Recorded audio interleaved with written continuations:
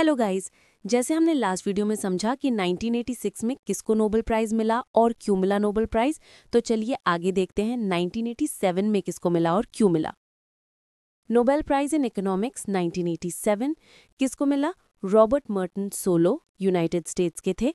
किसने दिया? Royal Swedish Academy of Sciences ने। और ये प्राइज स्वरिज रिक्सबैंक यानी कि स्वीडिश सेंट्रल बैंक के फंड से स्पॉन्सर होता है। किस लिए मिला? For his contributions to the theory of economic growth. Simple words में सोलो को ये प्राइज इसलिए मिला क्योंकि उन्होंने इकोनॉमिक ग्रोथ थ्योरी दी, जिसमें उन्होंने बताया कि लॉन्ग टर्म ग्रोथ सिर्फ इन्वेस्टमेंट से नहीं बल्कि टेक्नोलॉजी और एफिशिएंसी से होती है। Main contributions, number 1, solo growth model यानी कि new classical growth model. Solo ने 1956 में अपना फेमस ग्रोथ मॉडल डेवलप किया। इस मॉडल के हिसाब से इकोनॉमिक ग्रोथ डिपेंड करती है 3 मेन चीज़ों पर: कैपिटल यानी कि मशीन्स, इंफ्रास्ट्रक्चर, लेबर यानी कि वर्कर्स, और टेक्नोलॉजी यानी कि नॉलेज एंड इनोवेशन। एग्जाम्पल, अगर एक कंट्री ज़्यादा मशीन्स और वर्कर्स लगाती है तो शॉर्ट टर्म में ग्रोथ बढ़ेगी, लेकिन एक लेवल के बाद ग्रोथ स्लो हो जाएगी। लॉन्ग टर्म ग्रोथ तभी पॉसिबल है जब टेक्नोलॉजी इंप्रूव होती रहे। Number 2, role of technological progress. Solow ने सबसे पहले ये साइंटिफिकली प्रूव किया कि टेक्नोलॉजी इकोनॉमिक ग्रोथ का मेन इंजन है। मशीन्स और लेबर के रिटर्न्स एक पॉइंट के बाद कांस्टेंट हो जाते हैं, लेकिन टेक्नोलॉजिकल इनोवेशन कंटिन्यूअस ग्रोथ को सस्टेन करता है। एग्जाम्पल, इंडस्ट्रियल रेवोल्यूशन के बाद नए मशीन्स और इन्वेंशंस की वजह से यूरोप की जीडीपी ग्रोथ लॉन्ग टर्म में बढ़ती गई।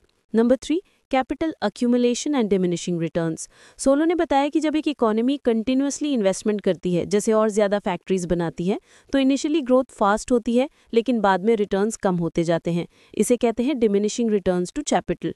मतलब सिर्फ पैसा लगाने से हमेशा ग्रोथ नहीं होती, उसके साथ इनोवेशन और स्किल इंप्रूवमेंट ज़रूरी है। नंबर 4, कैचअप इफेक्ट यानी कि कन्वर्जेंस थ्योरी।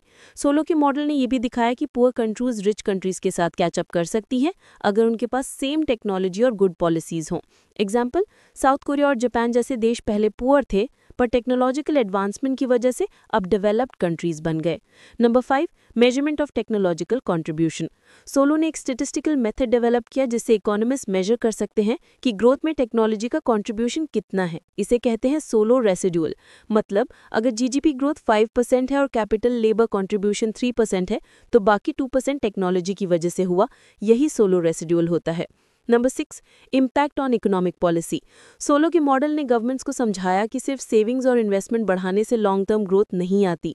रिसर्च, एजुकेशन और इनोवेशन पर भी फोकस करना जरूरी है। ये थ्योरी वर्ल्ड बैंक और IMF के ग्रोथ पॉलिसीज का बेस बन गई। Famous line, it is technological progress that keeps the economy moving forward. Number 7, real world relevance. आज भी जब हम नॉलेज इकोनॉमी या डिजिटल इनोवेशन की बात करते हैं, वो कॉन्सेप्ट सोलो के ग्रोथ थ्योरी से आया है। उनके मॉडल पर बाद में एंडोजेनस ग्रोथ थ्योरी जैसे रोमर और लूकस मॉडल्स डेवलप हुई। इन शॉर्ट, रॉबर्ट सोलो 1987 ने दिखाया कि लॉन्ग टर्म इकोनॉमिक ग्रोथ का मेन सोर्स टेक्नोलॉजी और प्रोडक्टिविटी है, सिर्फ लेबर और कैपिटल नहीं। उनकी थ्योरी ने दुनिया भर की डेवलपमेंट और इनोवेशन पॉलिसीज को शेप किया। Robert M Solow 1987 won the Nobel Prize for explaining that technological progress is the key driver of long-term economic growth। अगर वीडियो पसंद आए तो लाइक, शेयर और सब्सक्राइब करना ना भूलना और कमेंट्स में बताइए वीडियो कैसी लगी।